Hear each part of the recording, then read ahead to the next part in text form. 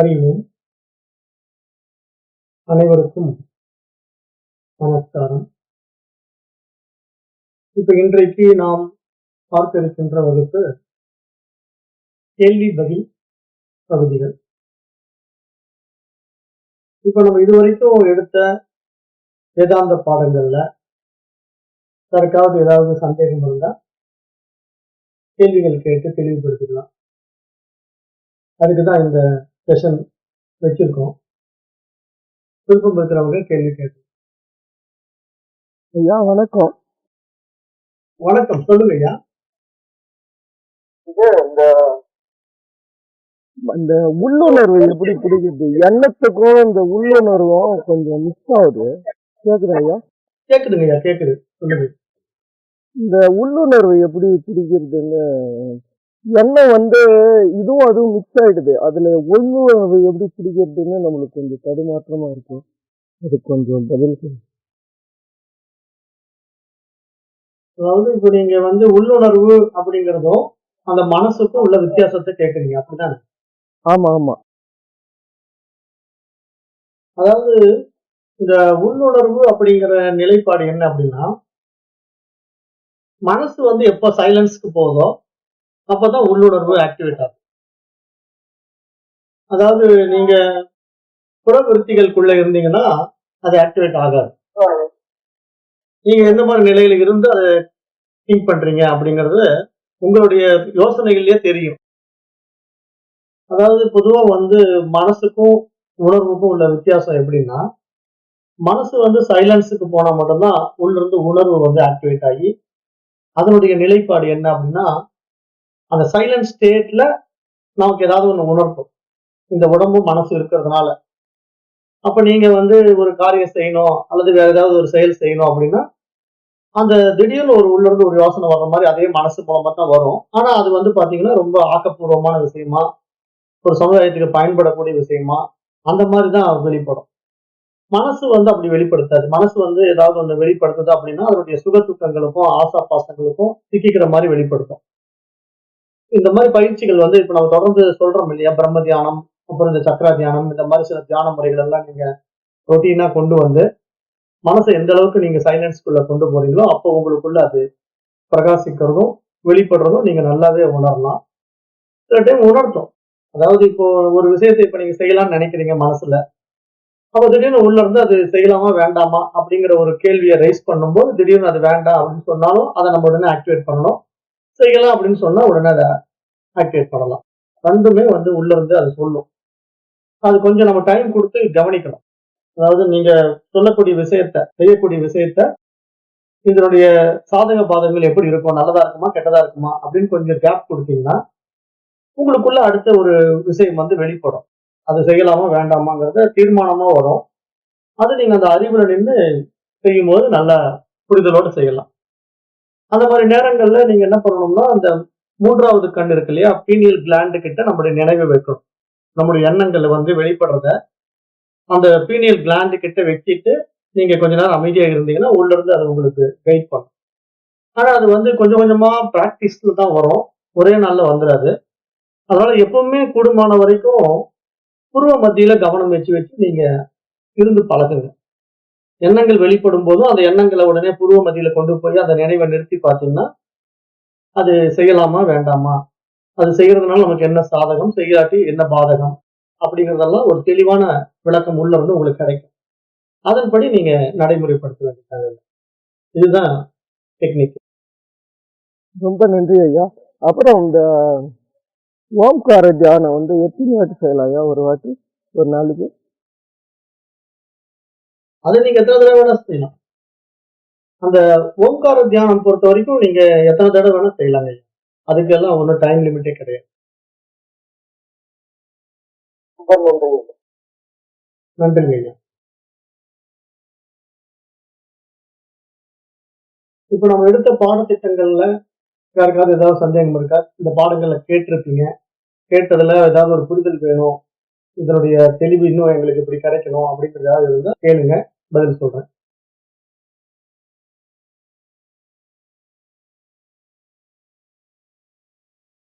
வணக்கம் ஐயா. இப்போ எல்லாம் கேக்குதுங்க. சொல்லுங்க. வணக்கங்க ஐயா, நல்லா கேக்குது, பேசுங்க. இப்போ வந்து நம்ம பிரசன்ட்ல வந்து இப்போ நான் பண்ணல, இந்த ஆத்மா தான் பண்ணுது மாதிரி ஒரு தாட்ல வந்து நான் நிக்கிறேன். பட் ஒரு 5-10 மினிட்ஸ்ல திருப்பி மறந்து போயிடுது. திரும்பி ரொம்ப நேரம் கேட்டு தான் ஞாபகம் வருது. இதுதான் இருக்குமா இல்ல எப்படி? எந்த மாதிரி விஷயங்கள் அப்படி நீங்க நினைக்கிறீங்க? நார்மலா இப்ப ஏதாவது ஒர்க் பண்ணும்போது திடீர்னு தான் ஞாபகம் வருது. நான் ட்ரை பண்றேன், பட் கொஞ்ச நேரம் கழிச்சு அந்த ஒர்க்ல போகும்போது திருப்பி மறந்துடுது. மறுபடியும் வேற ஏதோ பண்ணும்போது தான் இதுதான் ஞாபகம் வரும். திருப்பி கொண்டு வர பார்ப்பேன், மறுபடியும் அந்த திரும்பி அந்த இதுக்கு கான்சென்ட்ரேட் போயிடும், இந்த தாட்டு போயிடும். மாதிரி பண்ணலங்கிற மாதிரி நான் பண்ணலங்கிற மாதிரி தாட்ல நிக்க ட்ரை பண்ணுவேன். பட் கொஞ்ச நேரம் கழிச்சு ஒர்க் பண்ண அதாவது ஐயா, இப்போ வந்து நீங்க மனசுல இருந்து ஒரு எண்ணம் வெளிப்படுது அப்படின்னா, அந்த எண்ணம் வந்து நீங்க பண்ணலங்கிறத நீங்க ஏன் சிந்தனை பண்ணணும்? அவசியமே கிடையாது. அதாவது உள்ள இருந்து ஒரு எண்ணம் வருது அப்படின்னாலே, அந்த எண்ணம் வரட்டும். அந்த எண்ணத்த நீங்க வாட்ச் பண்ணுங்க. அத எடுத்த உடனே நான் பண்ணல அப்படிங்கிற நீங்க தீர்மானத்துக்கு போயிட முடியாது. ஏன்னா உள்ள இருந்து வர்ற எண்ணம் வந்து உங்களுடைய வாசனைகளால வருதா? இல்ல வேற எந்த மாரி சூழ்நிலையில அது வெளிப்படுது? தற்காலிகமா ஏதேனும் ஒரு பிரச்சனை, அந்த பிரச்சனைக்கு ஒரு சொல்யூஷன் குடுக்கணும் அப்படிங்கிறதுக்காக வெளிப்படுதா? அப்படிங்கிறத நீங்க கொஞ்சம் அனலைஸ் பண்ணணும். அதாவது வரக்கூடிய எண்ணங்கள வந்து கவனிக்கணும். இப்ப இந்த எண்ணம் எதனால வந்தது? ஒரு பொருள் வாங்கணும்னு ஒரு இப்போ எண்ணம் வருதுன்னு வைங்களேன். அந்த பொருள் வந்து ஆசையின் அடிப்படையில வருதா? இல்ல அந்த பொருளுடைய அத்தியாவசிய தேவை நமக்கு இப்ப இருக்குதா? அப்படிங்கிறத நீங்க கொஞ்சம் உங்களுக்குள்ள இருக்கிற அந்த விசாரத்த புத்தி சக்திய கொண்டு அனலைஸ் பண்ணி, அத ஒரு தெளிவான முடிவு நீங்க எடுக்கணும். அது வாசனைகள்னால வருது அப்படின்னா, அத அடைஞ்சா அந்த ஆசை வந்து அதுக்கு தீர்வாயிடும், முடிஞ்சிடும் அப்படின்னா, நீங்க அத அடையறதுக்கான முயற்சி எடுக்கத்தான் போறீங்க. ஏன்னா அது வாசனைகளால வரக்கூடிய விஷயம். அப்ப நீங்க என்ன பண்ணணும்? அத அடையறதுனால வரக்கூடிய முயற்சியினால எனக்கு நல்லது நடக்குமா? கெட்டது நடக்குமா? இதனால எனக்கு சாதகமா? பாதகமா? அப்படின்னு நீங்க மீண்டும் அந்த புத்தி சக்தியினாலேயே நீங்க விசாரித்து பார்த்தா, உங்களுக்கு அப்பதான் உள்ள இருந்து உள்ளுணர்வு விட குடுக்கும். அதாவது ஃபர்ஸ்ட் வந்து மைண்ட் தான் தன்னுடைய எண்ணங்கள வெளிப்படுத்தும். ஆனா அந்த மைண்டுக்கு உண்டான கேள்வி பதில்ல நீங்க வந்து உள்ளுணர்வு கிட்ட கேள்வி கேட்கிற மாரி நீங்களே கொஞ்சம் விசாரம் பண்ணி பார்க்கும்போது தான், அது உங்களுக்கு உள்ள இருந்து ஒரு ஆன்ஸர குடுக்கும். அப்ப அந்த விசாரம் பண்றது நீங்க எப்படி பண்ணணும் அப்படின்னா, நீங்க சாதாரணமா இப்ப ஒரு எண்ணம் வருது. ஒரு புரியிற மாரி சொல்றேனே. இப்ப நீங்க வந்து ஆல்ரெடி ஒரு மொபைல் ஃபோன் வச்சிருக்கீங்க. அது வந்து ஒரு ரூ. 15,000 போட்டு வாங்கி வச்சிருக்கீங்க. திடீர்னு மொபைல் ஃபோன் வந்து ஒரு ஐஃபோன் அட்வர்டைஸ்மென்ட் வருது டிவில. உடனே நீங்க பார்க்குறீங்க. அட இத விட இது அட்வான்ஸ் ஃபோனா இருக்கு. நல்லா இருக்கு. அப்ப அதோட விலை எவ்வளவு அப்படின்னு பார்த்தீங்கன்னா, ஒரு ரூ. 50,000 போட்டிருக்கான்னு வச்சுக்கோங்களேன். இப்ப நீங்க கையில வச்சிருக்கிறது ஒரு 15,000 ஃபோன் இருக்கு. ஆனா நல்லா தான் இருக்கு அது. ஆனா அந்த ரூ. 50,000 ஃபோன் ஒண்ணு வாங்கணும்னு உள்ள இருந்து ஒரு தாட் வருதுன்ன உடனே, உங்க மைண்ட் என்ன பண்ணும்? உடனே அத வாங்கணும்னு துடிக்கும். ஏன்னா அதான தாட். அப்ப உடனே என்ன பண்ணும்? கையில கேஷ் எவ்வளவு இருக்குன்னு பார்க்கும். நம்ம பேங்க் பேலன்ஸ் பார்க்கும். சரி லோன் போட்டுக்கலாமா? இஎம்ஐ போட்டுக்கலாமா? அப்படின்லாம் சிந்தனை பண்ணும். இந்த மாரி ஒரு எண்ணம் உங்ககிட்ட இருந்து வருது அப்படின்னா, அது வந்து உங்களுடைய பதிவுகள், வாசனைகள். அதாவது ஒரு ஃபோன் நீங்க வச்சிருக்கீங்க. இன்னொரு ஃபோன் வாங்கணும். அது அட்வான்ஸா இருக்கு. அப்ப ஆசையினால அது வெளிப்படுது அப்படிங்கும்போது, உடனே நீங்க என்ன பண்ணணும்? இந்த டைம்ல தான் நீங்க அந்த புருவ மத்திக்குள்ள எண்ணங்கள வச்சு, இப்ப இந்த ஃபோன் வாங்கலாமா? வேண்டாமா? இப்ப இத வாங்குறதுனால எனக்கு என்ன பெனிஃபிட்? இப்ப இத வாங்காம விட்டா எனக்கு என்ன லாஸ்? அப்படிங்கிறத கொஞ்சம் நீங்க அந்த அமைதியா ஒரு இடத்துல உட்கார்ந்து, அந்த புருவ மத்தியில அந்த நினைவ செலுத்தி, உங்களுக்குள்ள அந்த ஃபோன் வாங்குறதுனால வரக்கூடிய சாதகங்கள் எல்லாம் என்னென்ன இருக்கு? பாதகங்கள்லாம் என்ன இருக்குன்ட்டு அதே மனத விசாரம் பண்ணி பார்த்தீங்கன்னா, உங்களுக்கு சரியான ஆன்சர் வரும். இத வந்து வாங்கலாம், வேண்டாம். வாங்குனா அடுத்தடுத்த இதனால பெனிஃபிட்ஸ் இருக்கு. இப்படி நம்ம கொண்டு போலாம். இல்ல இது வாங்குறது ஒரு தேவையில்லாத பொருளாதார முடக்கம். நம்ம ஏற்கனவே இந்த ஃபோன் நல்லா தான் இருக்கு. இதே போதும். அப்படிங்கிற ஒரு தெளிவான ஒரு முடிவு எடுக்கும் மைண்ட். அந்த மைண்ட் வந்து அந்த முடிவை எடுக்கிறதுக்கு அறிவுகிட்ட நீங்க அந்த கொஸ்டின குடுக்கணும். அந்த கேள்விய கொண்டு போய் அதுகிட்ட குடுத்தீங்கன்னா, அது உள்ள இருந்து ஆன்ஸர குடுக்கும். அதுக்கு நீங்க கொஞ்சம் டைம் குடுக்கணும். எடுத்தோமா, கமுத்தமா அப்படின்னு ஒரு விஷயத்த நம்ம செய்யக்கூடாது. எந்த ஒரு எண்ணங்களும் நம்ம இடத்துல வெளிப்படுது அப்படின்னா, அந்த எண்ணங்களுக்கு உண்டான பதில வந்து நம்ம மனம் போன போக்குல நம்ம அத ஆக்டிவேட் பண்ணாம, நம்ம கொஞ்சம் நிதானமா நிறுத்தி, அத பற்றிய ஒரு யோசனைய நம்ம புருவ மத்தியில நம்முடைய எண்ணங்கள நினைவ கொண்டு போய் பொருத்தி, அது என்ன, ஏது அப்படிங்கிறத கொஞ்சம் ஆழ்ந்து சிந்தனை பண்ணி பார்க்கும்போது, உங்களுக்கு அதனுடைய தேவை இருக்கா, இல்லையாங்கிறதுக்கு சரியான ஆன்சர் உள்ள இருந்து வரும். அந்த ஆன்சர் படி நீங்க அத செய்யலாமா, வேண்டாமான்னு முடிவு பண்ணுங்க. மற்றபடி இது வந்து வேற ஒருத்தர் உங்களுக்கு கருத்து சொல்லி செய்ய முடியாது. இப்போ நான் வந்து உங்களை வாங்கலாம்னு சொல்லுவேன். என் பேச்சை கேட்டு நீங்க வாங்குனீங்கன்னா 50,000 ரூபாய் உங்களுக்கு போய் முடங்கி பொருளாதார சிக்கல்களும் இஎம்ஐ கட்ட முடியாம ஒரு நெருக்கடி வரும்போது நீங்க என்ன நினைப்பீங்க? நான் வந்து கொஞ்சம் யோசனை பண்ணி கூட வாங்கியிருப்பேன். இந்த ஆள் சொல்லி பேச்சை கேட்டு நான் வாங்கி ஏமாந்து மாட்டிக்கிட்டேன். அப்படின்ட்டு இன்னொருத்தர் மேல தூக்கி போட பார்ப்பீங்க. அப்ப அதனால எப்பயுமே அந்த மாதிரி ஒரு தேர்ட் பர்சனுடைய ஒப்பீனியனை கேட்காம உங்களுக்குள்ளேயே ஒரு முடிவு எடுக்கிறதுக்கு மைண்ட் வந்து எஸ் ஆர் நோ அப்படிங்கிற ஒரு ஆசிலேஷன்ல இருக்கும்போது நீங்க என்ன பண்ணணும்னா அந்த உணர்வு கிட்ட அதனுடைய ஆன்சரை வாங்குறதுக்காக அந்த அறிவு கிட்ட அந்த ஆன்சரை வாங்குறதுக்காக அமைதியா ஒரு இடத்துல உட்காந்து அந்த கொஸ்டின் அதுகிட்ட கொடுத்துட்டு அந்த அறிவை நீங்க வாட்ச் பண்ணீங்கன்னா அறிவுனால அதை கவனிச்சீங்கன்னா அந்த கவனிப்பு வந்து புருவ மத்தியில வச்சு கவனிச்சீங்கன்னா உங்களுக்கு குயிக்கான ஆன்சர் வந்து வித்தின் ஃபியூ மினிட்ஸ்ல கிடைக்கும். அப்பவே உங்களுக்கு ஒரு தெளிவு வந்துடும். எஸ் ஆர் நோ, இது வேணா வேணும் அவ்வளவுதான். அப்பயே முடிவு எடுத்துட்டு போயிட்டே இருக்கலாம். வேண்டாம்னா விட்டுறணும். திருப்பி திருப்பி அதை மைண்டுக்குள்ள கொண்டு வரக்கூடாது. அது வேண்டாம்னு சொல்லிடுச்சுன்னா அவ்வளவுதான். அட் த டைம் அதை ஸ்டாப் பண்ணிடணும். திருப்பி நீங்க அதை மனசுக்குள்ள போய் ஏதாவது வேற ஒரு விதமா ஆசையை உண்டாக்கி அதை முயற்சி பண்ணீங்கன்னா திருப்பி நீங்க அந்த மனதனால வரக்கூடிய பிரச்சனையை பாதிப்பீங்கிறதுல எந்த சந்தேகமும் கிடையாது. ஆகவே இந்த பிராக்டிஸ் வந்து நீங்க இந்த மாதிரி எண்ணங்கள் வெளிப்படும் போது விசாரத்தின் வாயிலாக நீங்க அந்த விவேகத்தை வெளிப்படுத்தி விழித்துக் கொள்ளக்கூடிய ஒரு நிலையை வந்து புருவ மத்தியில நம்ம கான்சென்ட்ரேட் பண்ணி கவனிக்கும் போது அதுக்கு சரியான ஆன்சர் கிடைக்குங்கிறத அனுபவ உண்மையா நீங்க பிராக்டிஸ் பண்ணி பாருங்க. நிறைய விஷயங்கள் உங்களுக்கு வந்து கிளியரன்ஸ் கிடைக்கும். இதுதாங்க ஐயா டெக்னிக். நன்றிங்க ஐயா. அப்போ அதுக்கப்புறம் நம்ம எப்பவுமே அந்த கான்சியஸ்னஸ்லயே இருக்கணும்னு சொல்றீங்க இல்லையா? இப்ப நான் வந்து சப்போஸ் இப்போ ஒரு ஆபீஸ்ல ஒர்க் பண்றேன், கார் ரைட் பண்றேன், இல்ல வண்டி ரைட் பண்றேன், அப்ப என் தாட் எப்படி இருக்கணும்? நான் ஒர்க் பண்றதுல இருக்கணுமா, இல்லாட்டி எனக்கு அந்த கான்சியஸ்னஸ் புரியலைங்கய்யா. அப்போ நான் எப்படி என் தாட் எப்படி இருக்கணும்? ஒர்க்ல ஃபுல்லா கவனம் இருக்கணுமா, இல்லாட்டி எப்படி கார் ஓட்டும் போது எப்படி இருக்கணும்? நல்ல ஒரு அருமையான கேள்வி. அதாவது இப்போ நீங்க என்ன பண்ணணும்னா மைண்ட் அண்ட் கான்சியஸ்னஸ் அப்படிங்கிற ரெண்டு விஷயத்தை வந்து பிரிச்சு பார்க்காத அளவுக்கு நீங்க ஒரு அப்டேட் ஆகும். இப்போ அந்த அப்டேட்டுங்கிறது எப்படின்னா இப்போ நம்ம இந்த மாதிரி வேதாந்த சாஸ்திரங்களை நிறைய உள்வாங்கி உள்வாங்கி உள்வாங்கி ஓரளவுக்கு உங்களுடைய மைண்ட் வந்து மேல்நிலை பரிமாணத்துக்கு வர வர வரவே நீங்க அந்த மைண்ட் அல்ல அந்த அறிவு தான் அப்படிங்கிறது உங்களுக்குள்ள ஒரு தெளிவு கிடைக்கும். அப்ப அந்த நிலையில இப்ப நீங்க கார் டிரைவ் பண்றீங்க அல்லது ஆபீஸ்ல ஒரு ஒர்க் பண்ணிட்டு இருக்கீங்க அப்படின்னா இப்ப அந்த ஒர்க் செய்யறது வந்து த்ரூ மைண்ட் தான் அந்த வேலையெல்லாம் நடக்கும். ஆனா அதை பிரசன்ஸ் ஆஃப் மைண்ட்ல செய்யணும். அதாவது நீங்க நிகழ்காலத்துல அந்த வேலையை சரியா செஞ்சுக்கிட்டு இருந்தீங்கன்னா அந்த செயல் விளைவுகளுக்கான சாதக பாதகங்கள் வந்து உங்களை பாதிக்காது. ஏன்னா நீங்க வந்து அந்த கான்சியஸ்னஸ் அப்படிங்கிறது எப்படின்னா நிகழ்காலத்துல மட்டும்தான் இருக்கும். அது வந்து கடந்த காலத்துக்கும் போகாது, எதிர்காலத்தையும் திட்டமிடாது. ஏன்னா அது எப்பொழுதும் இருக்கின்ற இருப்பு. அது சதா தன்னை அந்தந்த வினாடிகள்ல உணர்ந்து கொண்டே இருக்கிற ஒரு இருப்பு. அப்ப நீங்க என்ன பண்ணணும்னா இப்போ இந்த மாதிரி அப்டேட் ஆன உடனே இப்ப நீங்க கார் ஓட்டுறீங்க அப்படின்னா அந்த கார் ஓட்டுறத கான்சியஸா பண்ணுங்க. அந்த கான்சியஸா பண்றதுதான் இங்க கான்சியஸ்னஸ். அதை நீங்க வந்து ஜஸ்ட் அது அந்த வேலையை மட்டும் கவனிச்சு அந்த பிரசன்ஸ் ஆஃப் மைண்ட்ல அதை ரசிச்சு அழகா டிரைவ் பண்ணிட்டு என்ஜாய் பண்ணி அந்த காரை நீங்க ஓட்டுனீங்கன்னா அதுல பிரச்சனையே வராது. ஆனா நீங்க அந்த கார் ஓட்டும் போது வேற ஆபீஸ் சிந்தனைகள்லயோ அல்ல வேற ஏதாவது பிரச்சனைகளையோ யோசனை பண்ணிக்கிட்டே ஓட்டுனீங்கன்னா நிச்சயமா வந்து இதுதான் மைண்டுடைய பிளே. அதாவது கண்ட விஷயங்கள் இழுத்து போட்டு உங்களை அந்த பிரசன்ஸ் ஆஃப் மைண்ட்ல நிக்க விடாம செய்யும். அதனால நாங்க அதான் சொல்லி கொடுப்போம்.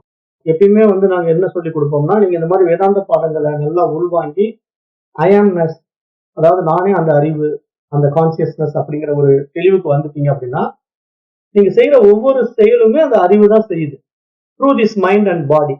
அதை தான் நீங்க புரிஞ்சுக்கணும். இந்த உடல் மனதை கொண்டு அது செஞ்சுட்டு இருக்கு அதனுடைய தேவை நிமித்தம்.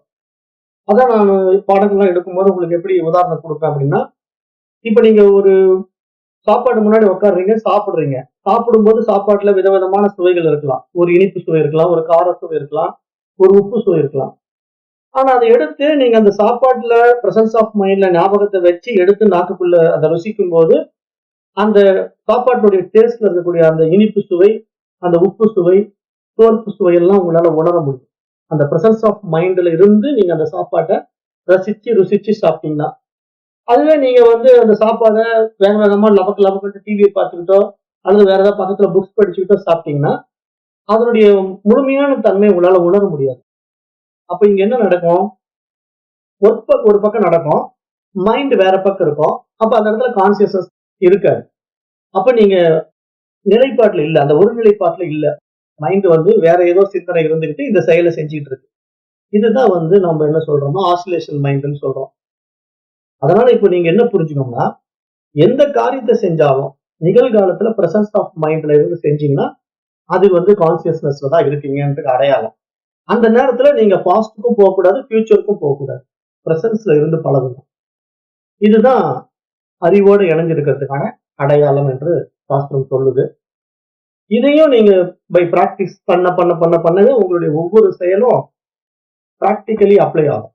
இப்போ இப்ப நான் உங்ககிட்ட பேசிக்கிட்டு இருக்கேன் அப்படின்னா என்னுடைய சிந்தனைகள் வேற எங்கேயும் இருக்காது. உங்களுக்கு உண்டான ஆன்சரை கொடுக்கறதுல மட்டும்தான் நான் இருப்பேன். அப்ப அந்த மாதிரி அந்த பிரசன்ஸ் ஆஃப் மைண்ட்ல இருந்து நம்ம அந்த காரியத்தை செய்யும்போது அது பர்ஃபெக்டா இருக்கும். செய்யற செயலும் வந்து 100% ரொம்ப ஒர்த்தபுளா இருக்கும். பாக்குறவங்களும் ரொம்ப நல்லா செஞ்சு முடிச்சிருக்காரு இந்த வேலையை அப்படின்னு உங்களை அப்ரிசியேட் பண்ணுவாங்க. அது மாதிரிதான் நீங்க வாழணும். சாப்பிடும் போதும் சரி, டிரைவ் பண்ணும்போதும் சரி, ஆபீஸ்ல ஒர்க் பண்ணும்போதும் சரி, presence of mind is very very important அப்படிங்கறத நல்லா புரிஞ்சுக்கோங்க. இதுதான் வந்து கான்சியஸ்னஸ் ஸ்டேட். நன்றிங்க ஐயா, புரிஞ்சுது. பட் இப்போ நான் ஒர்க் பண்ணும்போது ப்ரெசன்ட்ல இருந்து ஒர்க் பண்றேன். பட் என் ஃபீல்ட் எப்படி நான் பண்ணலங்கிற ஃபீல் நான் இப்போ ஒர்க் பண்ணும்போது ஞாபகம் இருக்க வேண்டாமா? இல்ல பண்ணி முடிச்சதுக்கு அப்புறம் நான் அது நினைச்சுக்கிட்டுமா, லைக் நான் பண்ணல, இந்த ஒர்க் நான் பண்ணல, என்ன வச்சு இது பண்ணுதுங்கிற தாட் எப்போ வரணும்? அதுதாங்க ஐயா. இப்போ இந்த ஒர்க் பண்றது அப்படிங்கறத பிரசன்ஸ் ஆஃப் மைண்ட்ல நீங்க செஞ்சாலே அது ஈஸ்வர காரியம். நீங்க அதை பிரிச்சு பார்க்கவே கூடாது. இப்போ நீங்க பிரசன்ஸ் ஆஃப் மைண்ட்ல வந்து கார் டிரைவ் பண்றீங்க. இப்ப அந்த கார் டிரைவ் பண்ணிட்டு போயிட்டு இருக்கும்போது அதை ரசிச்சு ஓட்டுறீங்க, அதை ரொம்ப என்ஜாய் பண்ணி ஓட்டுறீங்க. அந்த டிரைவிங் மூலமா நீங்க ஒரு சினிமாவுக்கே கூட போகலாம், ஒரு ஃபிலிம்க்கே போறீங்க. இன்னைக்கு ஆபீஸ் லீவு, நான் ஒரு ஃபிலிம் போலான்னு இருக்கேன் அப்படின்ட்டு நீங்க முடிவு பண்ணிட்டு கார் எடுத்துக்கிட்டு நீங்க டிரைவ் பண்ணிட்டு ஒரு தியேட்டருக்கு போறீங்க. ஒரு ஜாய்ஃபுல்லா டிரைவிங் பண்றீங்க. ஆனா அந்த நிலையில கூட நீங்க என்ன பண்றீங்க? பிரசன்ஸ் ஆஃப் மைண்ட்ல இருந்து நீங்க அதை செஞ்சுட்டு இருந்தீங்கன்னா அந்த செயல் வந்து லாபமும் இல்ல, அதுல நஷ்டமும் இல்ல. ஏன்னா உங்களுடைய விருப்பத்தின் அடிப்படையில் அது நடந்துட்டு இருக்கு. அப்ப அந்த விருப்பம்ங்கிறது உங்களுடைய தேவையின் நிமித்தம்.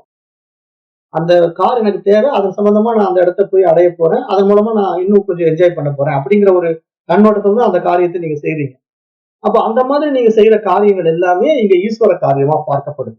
அதுக்கு வந்து தனியா நீங்க இந்த மாதிரி செஞ்சா ஈஸ்வர காரியம், அது மாதிரி செஞ்சா சேஷாத்ரி செய்யறாரு அப்படிங்கிற மைண்ட் செட்டுக்குள்ள போகவே கூடாது. நீங்க எப்பயுமே பிரசன்ஸ் ஆஃப் மைண்ட்ல எதை செஞ்சாலும் அது ஈஸ்வரனுடைய நிமித்தம் செய்யப்படுகிறது.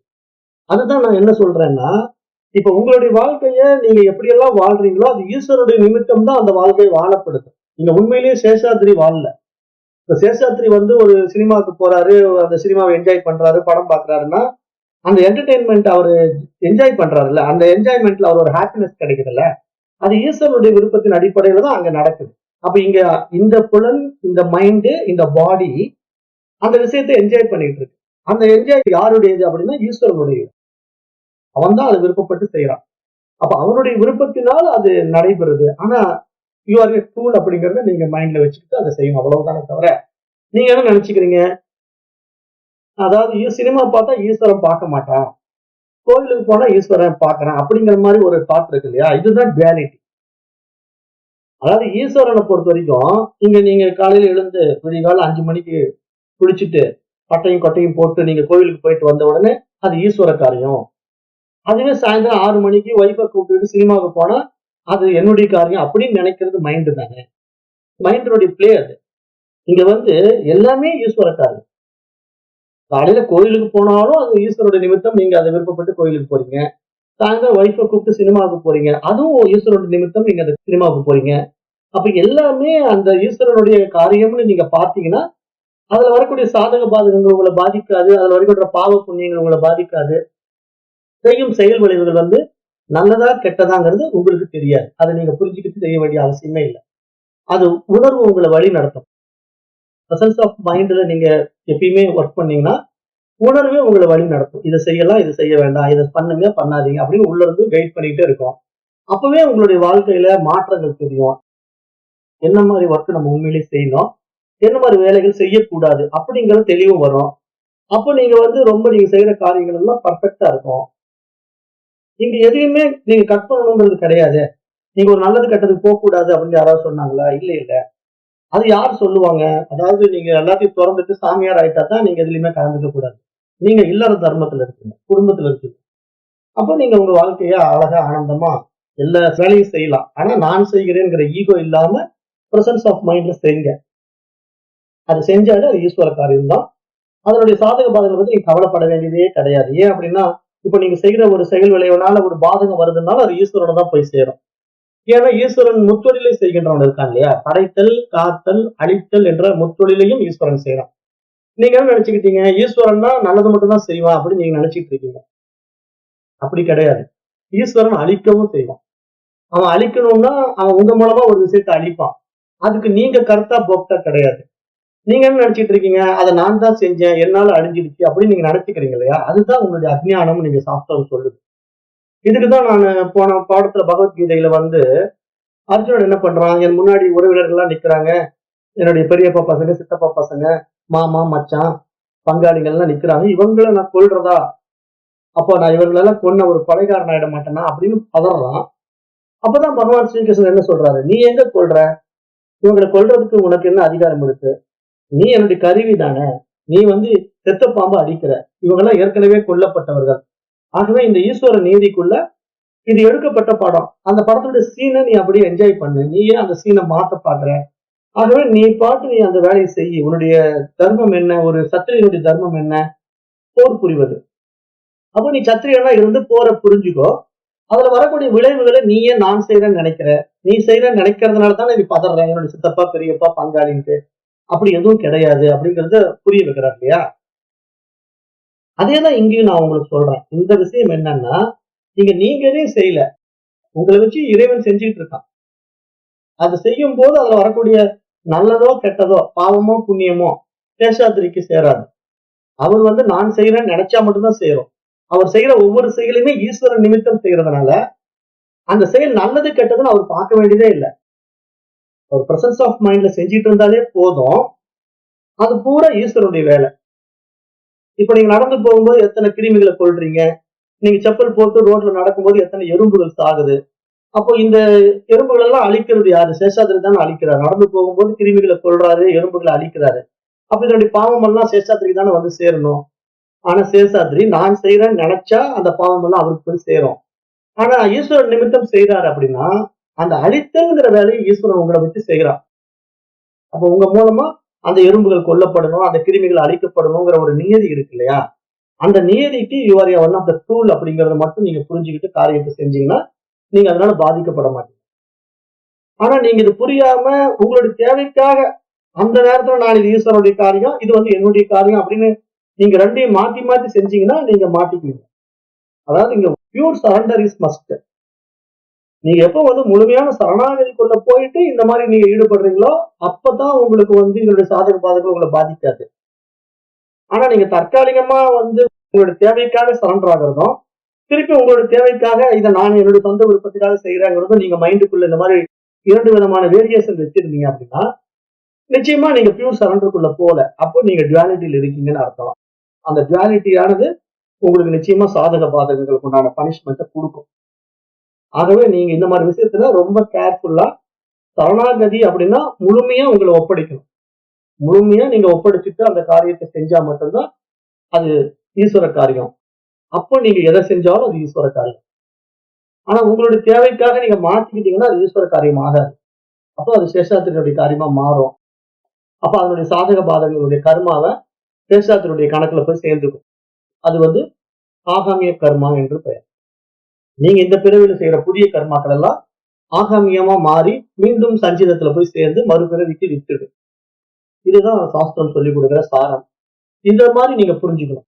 புரிஞ்சுட்டீங்கன்னா நீங்க அந்த பியூர் சரண்டருக்குள்ள வந்து காரியம் செய்யும் போது எல்லாமே பிரசன்ஸ் ஆஃப் மைண்ட்ல செஞ்சுக்கிட்டு இருந்தீங்கன்னா எதையும் சேஷாத்திரி செய்யலாம்.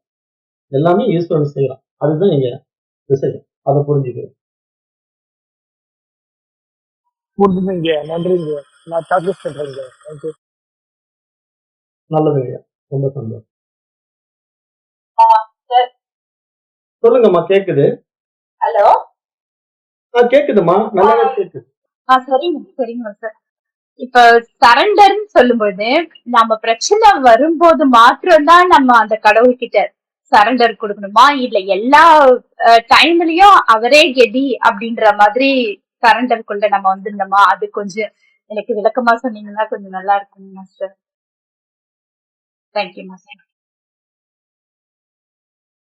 அதாவது இங்க நீங்க என்ன கொஞ்ச நேரத்துக்கு முன்னாடி சொன்ன சேஷாத்ரிக்கு, அதாவது நமக்கு பிரச்சனை வரும்போது சரண்டர் ஆகுறதும், நமக்கு பிரச்சனை இல்லாத போது நான் செய்றேன் அப்படின்னு நினைக்கிறது தானே இங்க எல்லாமே சேஷாத்ரியுடைய வேலையா மாறிடும். இங்க சரண்டர்ங்கிறது ஒன்ஸ் சரண்டர் ஆயிடும். அதாவது திருப்பி திருப்பி சரண்டர் ஆகிறது கிடையாது. அதாவது நாம ஒரு முறை நம்முடைய உடல், பொருள், ஆவி எல்லாத்தையும் இறைவனிடத்துல அர்ப்பணிச்சுட்டோம் அப்படின்னா, அவ்வளவுதான். அதை அர்ப்பணிச்சதா அடையாளம்.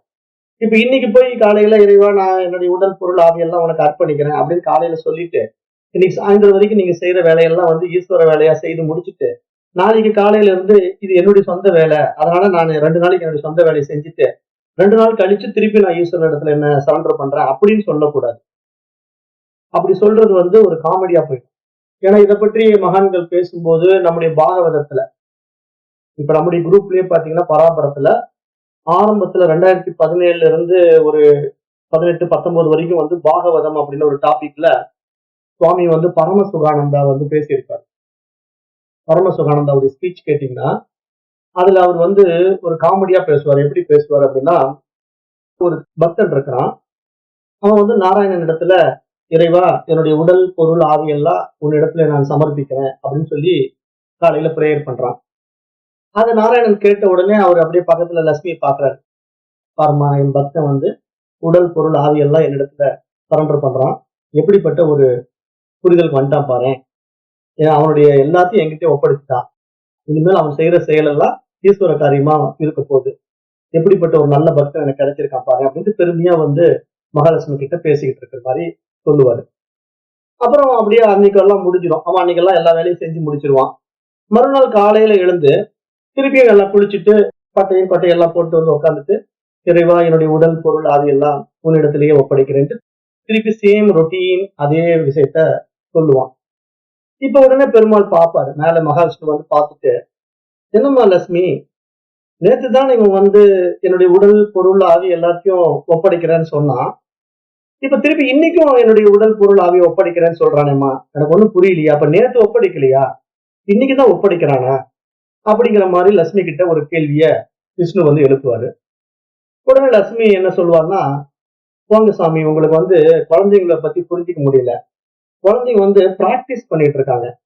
அதாவது என்னுடைய உடல், பொருள், ஆவியா உன்னிடத்துல ஒப்படைக்கிறேன்ட்டு இன்னைக்கு காலையில அவங்க பிரேயர் பண்ணாங்க இல்லையா, அதை நீங்க உண்மைன்னு நம்பிட்டீங்க. அவங்க இன்னும் அந்த உடல், பொருள், ஆவியை உங்ககிட்ட ஒப்படைக்கல, டெய்லி பிராக்டிஸ் பண்ணிட்டு இருக்கான். அவன் டெய்லி பிராக்டிஸ் பண்றத போய் நீங்க இப்போ உண்மையிலேயே என்கிட்ட நான் ஒப்படைச்சுட்டான் போல் இருக்கு, நீங்க தப்பா புரிஞ்சுக்கிட்டீங்க. அது எனக்கு தான் தெரியும் குழந்தைங்களை பத்தி. ஏன்னா பெற்றவங்க தானே, தாய்க்கு தானே குழந்தையுடைய அருமை தெரியும். நீங்க அவங்களோட நெருங்கினா தானே உங்களுக்கு அவங்கள பத்தி புரியும். நீங்க அப்பா தூரத்துல இருந்து பார்த்துட்டு இருக்கீங்க, அதனாலதான் ஏமாந்து போயிட்டீங்க அப்படின்னு சொல்லி அவர் பேசுற மாதிரி ஒரு அழகான டைலாக்க அந்த பாகவதத்துல அருமையா ஒரு கதையா எடுத்து பரமசுகானந்தா சுவாமிஜி, ராமகிருஷ்ண மடாலயத்துடைய சுவாமிஜி இதை எக்ஸ்பிளைன் பண்றாரு. அப்ப இதுல இருந்து நீங்க என்ன புரிஞ்சுக்கணும் அப்படின்னா, அதாவது நீங்க தினசரி உடல், பொருள், ஆவியை நான் சமர்ப்பிக்கிறேன் அப்படின்னு சொல்லக்கூடாது. தினசரி சொல்றது அஜ்ஞானம். அதாவது ஒன்ஸ் ஒரு டைம் நீங்க உங்களுடைய உடல், பொருள், ஆவியை இறைவன்கிட்ட கொடுத்துட்டீங்கன்னா கொடுத்ததுதான். தினம் தினம் பண்றது கிடையாது. அப்போ அந்த மாதிரி என்னைக்கு உங்களால கொடுக்க முடியுமோ அன்றைக்கு நீங்க பியூர் சரண்டர் ஆயிட்டீங்க. அதுக்கப்புறம் நீங்க செய்யற செயல்கள் பூரா ஈஸ்வரன் நிமித்தம் நடக்கும். ஆனா நீங்க இன்னைக்கு ஒரு நாள் செஞ்சுட்டு 10 நாள் கழிச்சு திருப்பி இறைவா நான் என்னுடைய உடல், பொருள், ஆவி சமர்ப்பிக்கிறேன்னு சொன்னீங்கன்னா அது காமெடி ஆயிடுங்கிறத நான் அதுக்கு தான் உங்களுக்கு சொன்னேன். ஏன்னா இதுதான் விஷயம். அப்ப இதை நீங்க நல்லா உள்ள வாங்கிக்கணும். ஒரு தடவை சரண்டர் பண்ணணும். அது உங்களுக்கு என்றைக்கு மனப்பூர்வமா முடியுமோ அன்றைக்கு சரண்டர் பண்ணுங்க. அன்றைக்கு சரண்டர் பண்ணிட்டீங்கன்னா அதுக்கப்புறம் நீங்க வாழ்ற வாழ்க்கை ஈஸ்வரனுடைய வாழ்க்கை. அதுல வர்ற சாதக பாதகங்களை அப்படியே நீங்க அக்செப்டன்ஸ் கொடுக்கணும். நீங்க சரண்டர் பண்ணதுக்கு அப்புறம் உங்களுக்கு கஷ்டம் வருதுன்னா, இறைவா ஏன் எனக்கு இந்த கஷ்டத்தை கொடுக்குற, உனக்கு கண் இல்லையா, மூக்கு இல்லையான்னு புலம்ப கூடாது. ஏன் அப்படின்னா அந்த கஷ்டத்தினுடைய நிமித்தம் நமக்கு ஏதோ ஒரு பாடத்தை புகட்ட விரும்புறான், நமக்கு ஏதோ ஒன்றை கற்றுக் கொடுக்க விரும்புகிறான் அப்படின்னு தான் நம்ம பார்க்கணுமே தவிர, அப்ப நான் இறைவன்கிட்ட சரண்டர் ஆயிட்டா எனக்கு கஷ்டமே வரக்கூடாதா அப்படின்னு நினைக்க கூடாது. இறைவனிடத்துல நம்ம சரண்டர் ஆயிட்டோம்னா நமக்கு வருகின்ற சாதக பாதகங்கள் எல்லாமே நம்மை மேலும் செதுக்குவதற்காக, நம்மை பக்குவப்படுத்துவதற்காகங்கிறத நம்ம பார்க்கணுமே தவிர, அதை நம்ம தவறா புரிஞ்சுக்கிட்டு, நான் சரண்டர் ஆன பிறகு என்னை இறைவன் சோதிக்கிறான், அப்ப இறைவன் என் மேல கருணை இல்லை அப்படிங்கிற மாதிரி ஒரு கண்ணோட்டத்துல நீங்க பாத்தீங்கன்னா அது பியூர் சரண்டர் ஆகாது. அந்த பியூர் சரண்டர்ல கொஞ்சம் கூட சரணப்படக்கூடாது. மனசு இறைவன் மேல இருக்கிற நம்பிக்கையில சிறிது கூட சரணப்படக்கூடாது. அந்த சிறிது சரணம் வந்தாலும் அது பியூர் சரண்டர் கிடையாது. அதுக்குதான் நான் என்ன உதாரணம் கொடுப்பேன், அம்மாவும் ஒரு குழந்தையும்.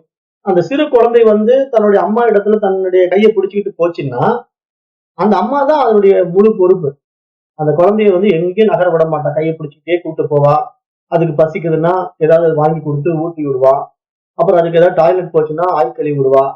அப்ப எல்லாமே கூட அம்மா பாத்துக்கிறா. அப்ப அந்த தாயின் இடத்துல அந்த குழந்தை தன்னை முழுமையா ஒப்படைச்சிட்டு அது ரொம்ப ஜாலியா இருக்கும். அதுக்கு எந்த கவலையும் இருக்காது, எந்த பிரச்சனையும் இருக்காது. அதை தூங்க வைக்கிற நேரத்தை தூங்க வைப்பா, பசி எடுக்கும்போது பால் கொடுப்பா, சாப்பாடு கொடுக்கும்போது சாப்பாடு கொடுப்பா. இப்படி பார்த்து பார்த்து கவனிப்பா தாய். அதுதான் இங்க பியூர் சரண்டர்ல நடக்கும். ஆனா அந்த குழந்தை அந்த மாதிரி பியூர் சரண்டர் ஏன் போனது அப்படின்னு நீங்க ஆராய்ச்சி பண்ணி பாத்தீங்கன்னா, குழந்தைகிட்ட உண்மையிலேயே மைண்ட் இல்ல. அந்த குழந்தை இன்னும் அறிவு வளராத ஒரு சிறு குழந்தை. அதனால அது தன்னை பியூரா சரண்டர் பண்ணிடுச்சு. ஆனா இப்ப நீங்க நானெல்லாம் என்ன பண்ணிட்டோம், ஏகப்பட்ட விசை சுகங்களை ஏற்றி வச்சிருக்கோம் இல்லையா? அதனால நம்ம திடீர்னு போய் பியூர் சரண்டர்ல போக மாட்டோம்.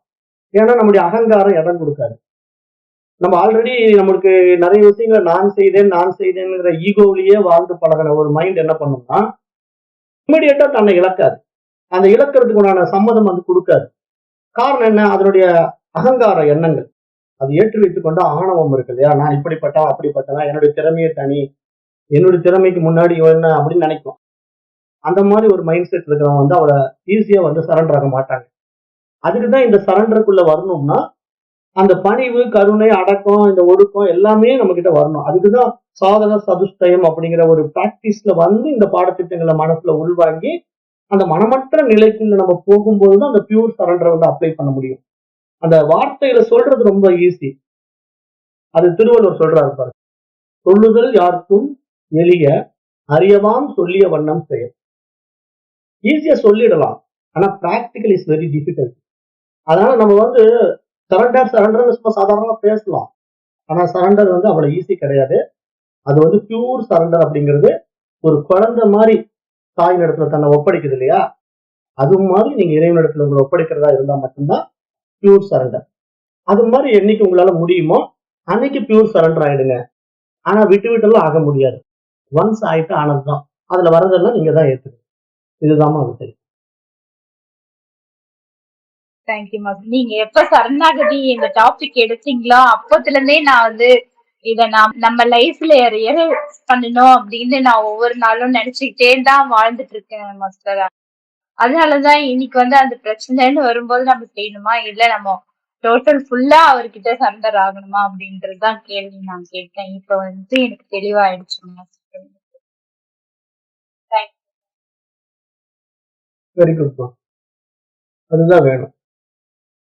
அதாவது நீங்க அந்த தெளிவுக்கு வந்துட்டீங்க, சரண்டர் ஆகாம இருந்தா ஆயிடுங்க. அதாவது எப்போ உங்களுக்கு அந்த தெளிவு வருதோ, அந்த புரிதல் வருதோ, ஒன்ஸ் இனிமேல் என்னுடைய வாழ்க்கையில் எது நடந்தாலும் அது ஈஸ்வர நிமித்தம் நடக்குது.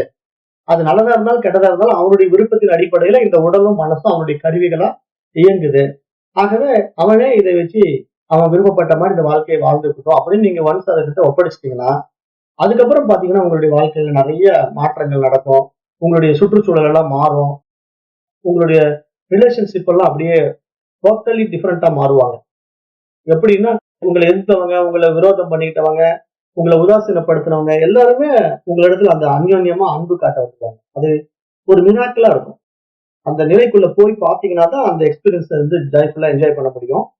அது வாழ்ந்தவங்களுக்கும் ஞானிகளுக்கும் அது ரொம்ப ரொம்ப அனுபவம். அதனால நீங்க அந்த மாதிரி உங்களை முழுமையா கொடுத்து பாருங்க, இறைவனிடத்துல கொடுத்து பாருங்க. அதுக்கப்புறம் உங்க வாழ்க்கையை இறைவன் பாருங்க. அதுதான் இங்க நம்ம பார்க்க வேண்டிய ஆழமான உண்மை. அதனால நீங்க சரண்டர் செய்யலைன்னா செய்ய பாருங்க. அதுதான் ரொம்ப முக்கியம். நன்றிங்க. Thank you master. இன்னொன்னு நான் சொல்லணும் மாஸ்டர்.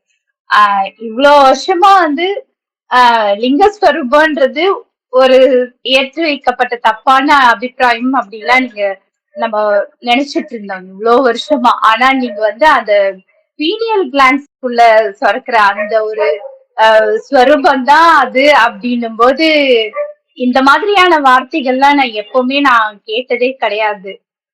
இவ்ளோ ஒரு அழகான இந்த வார்த்தைகள்லாம் நான் நினைச்சு கூட பார்த்தது கிடையாது. ஆனா நீங்க எவ்ளோ நிறைய எங்களுக்கு சொல்லி தந்திருக்கீங்க. ரொம்ப தேங்க்யூ மாஸ்டர். நீங்க ஒவ்வொரு கிளாஸும் நீங்க எடுக்கும் போதெல்லாம் காதுக்கு அவ்வளோ ஆனந்தமா இருக்கு. அந்த சுவாமியை பத்தி சொல்லிட்டே இருக்கும் போதெல்லாம் காதுக்கு ஆனந்தமா இருக்கு. உங்களுக்கு நான் ரொம்ப நன்றியும் தேங்க்யூன்னு சொல்லிக்கிறேன் மாஸ்டர். Thank you master. அது இன்னொரு வாட்டியும் நீங்க உங்களுக்கு எக்ஸ்பிளைன் பண்ணா நல்லா இருக்கு. அதாவதுமா, இப்ப வந்து இது எல்லா மகான்களும் சொன்ன விஷயம்தான். அதாவது அதை வந்து அவங்களுக்கு எடுத்து புரிய வைக்கிறேன் நான், அவ்வளவுதான். அதாவது இப்போ திருமூலரே இதையெல்லாம் பல ஆயிரக்கணக்கான ஆண்டுகளுக்கு முன்னாடி ஜீவன் வேறில்ல சிவன் வேறில்ல அப்படிங்கறத ரொம்ப எளிமையா புரிய வச்சிருக்காரு. நாம வந்து இங்க அதை எடுத்து உங்களுக்கு நவீன சப்ஜெக்டா மாத்தி கொடுக்குறோம். அதாவது ரொம்ப ட்ரெடிஷ்னலா, ரொம்ப ஒரு பழைய காலத்து பாரம்பரிய முறையில வகுப்புகள் எடுக்காம, இந்த மாதிரி மாடர்னா ஒரு சயின்டிபிக்கலா ஒரு டெக்னாலஜி இணையதளத்தை யூஸ் பண்ணி இப்படியும் எடுக்க முடியும் அப்படிங்கிற மாதிரி ஒரு மாடர்ன் டெக்னாலஜி யூஸ் பண்ணி நம்ம கொடுக்குறோம் இல்லையா? அப்ப இது பாருங்களேன், எங்கெங்கயோ இருக்கிறவங்களுக்கு எல்லாம் எளிமையா போய் சேருது இல்ல. இதுதான் அதனுடைய விளையாட்டு தான். இறைவனே என்ன பண்றான், ஈஸ்வரனே என்ன பண்றான்னா, இந்த மெய்ஞான வாழ்க்கையும் விஞ்ஞான வாழ்க்கையும் அவனே தான் வாழ்றான். இந்த மெய்ஞானிகள்ங்கிறது வேற யாரும் கிடையாது, விஞ்ஞானிகள்ங்கிறது வேற யாரும் கிடையாது. அந்த தூய அறிவு வந்து அவர்களிடத்துல பிரகாசிக்கிறதுனால ஒரு பர்டிகுலர் பீப்புள்ஸ் வந்து மெய்ஞானிகளா போறாங்க, ஒரு பர்டிகுலர் பீப்புள்ஸ் வந்து விஞ்ஞானிகளா போறாங்க. ஆனா இந்த ரெண்டுமே சைமல்டேனியஸா இந்த சமுதாயத்துக்கு தேவைதான். ஏன்னா இதுவும் வேணும், இதுவும் வேணும். அப்ப இந்த ரெண்டுமே வந்து ஒரு ரயில் பயணிக்கக்கூடிய தண்டவாளத்தினுடைய ட்ராக் மாதிரி. ஒரு ட்ரெயின் வந்து இங்கிருந்து இன்னொரு இடத்துக்கு போய் சேரணும் அப்படின்னா தண்டவாளத்தினுடைய 2 பகுதிகள் இருந்தா தான் அந்த ட்ரெயின் பயணம் பண்ண முடியும். இது ஒண்ணு மட்டும் இருந்தா ட்ரெயின் பயணம் பண்ண முடியாது. அது மாதிரி இங்க வாழ்க்கையில நமக்கு விஞ்ஞானம் மெய்ஞானம் ரெண்டும் தேவைப்படுது. இந்த புரிதல் தான் இங்க இருமைகளற்ற நிலை அப்படிங்கறத சாஸ்திரம் சொல்லி கொடுக்குது. இங்க சாஸ்திரம் என்ன சொல்றதுன்னா, ஒன்று மட்டும் உயர்ந்தது என்று நினைக்காத. அது மட்டும் உயர்ந்ததுன்னு நினைச்சீங்கன்னா நீ dualityல இருக்கிற. அப்ப இன்னொன்னு வேண்டான்னு இருக்கிற. அப்ப இன்னொன்னு வேண்டான்னு சொல்றதுன்னா மனசு ஒன்ன விரும்புது, ஒன்ன வெறுக்குது. அப்ப அந்த இருமைகள் வருது இல்லையா? அந்த இருமைகள் யாருக்கெல்லாம் இருக்கோ அவர்கள் இறை தரிசனம் அடைய முடியாது. ஆகவே இங்க நம்ம இந்த அத்தியாத்ம கல்வியில நம்ம புரிகிற ஆழமான விஷயம் என்னன்னா, இங்க இறைவனுடைய விருப்பத்தின் அடிப்படையில தான் இங்க மெய்ஞானம் இருக்கு, விஞ்ஞானம் இருக்கு. அப்ப விஞ்ஞான அறிவு என்ன பண்ணுதுன்னா, இதே மெய்ஞானத்தை இப்படி மாடர்னா கொடுக்குது பாருங்க. இப்படி மாடர்னா கொடுக்கங்காட்டதான் இன்றைக்கு வேர்ல்டு வைடு இந்த விஷயத்தை வந்து எனிவேர் இன் வேர்ல்டு வந்து கேட்க முடியுது. பட் நான் ட்ரெடிஷ்னலா தான் கொடுப்பேன் அப்படின்னு சொல்லி நான் ஒரு வேதாந்த பாடசாலை ஆரம்பிச்சு கோயம்புத்தூர்ல நான் உட்காந்துருந்தேன்னா 10 ஸ்டூடெண்ட் வருவாங்க, அவ்வளவுதான். இப்போ நீங்க எங்க வேணா பாருங்களேன், தமிழ்நாட்டுல வந்து நிறைய வேத பாடசாலை இருக்கு. அந்த வேத பாடசாலையில பாத்தீங்கன்னா வேதம் கற்றுக் கொடுக்கப்படும் என்ற போர்டு போட்டிருப்பாங்க, இலவசமா கற்றுக் கொடுப்பாங்க. அப்ப நிறைய பிராமண சிறுவர்கள் எல்லாம் போய் சேர்ந்துக்குவாங்க. அப்படி சேர்ந்ததெல்லாம் நீங்க போய் ஸ்ட்ரென்த் பாத்தீங்கன்னா வெறும் 10 குழந்தைங்க 5 குழந்தைங்க தான் இருப்பாங்க.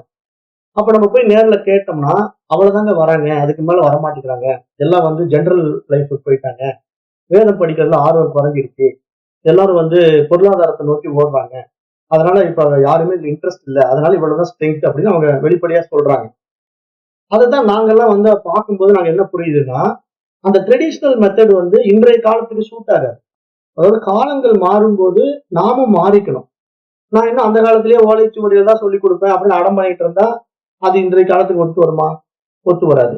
அப்போ ஓலைச்சுவடியில இருந்து நம்ம புக்ஸுக்கு வந்தோம். இப்போ புக்ஸ்ல இருந்து லேப்டாப் வந்துட்டோம். லேப்டாப், கம்ப்யூட்டரு, மொபைல் போனு, அப்படி புக்ஸ் எல்லாம் வந்து இன்னைக்கு பிடிஎஃப் ஃபார்மேட்ல வந்துருச்சு. அப்ப இந்த டெக்னாலஜியை வந்து அந்த அறிவு தான் கொடுத்துருக்கு. அதனுடைய தேவை நிமித்தம் இந்த உலகம் பூரா கொண்டு போய் சேர்த்தணும். அப்ப இந்த வேர்ல்டு வைட் இந்த விஷயத்தை ஸ்ப்ரெட் பண்ணணும் அப்படின்னா இந்த மாதிரி கொண்டு போய் சேர்த்துறது ரொம்ப லகுவா இருக்கும்.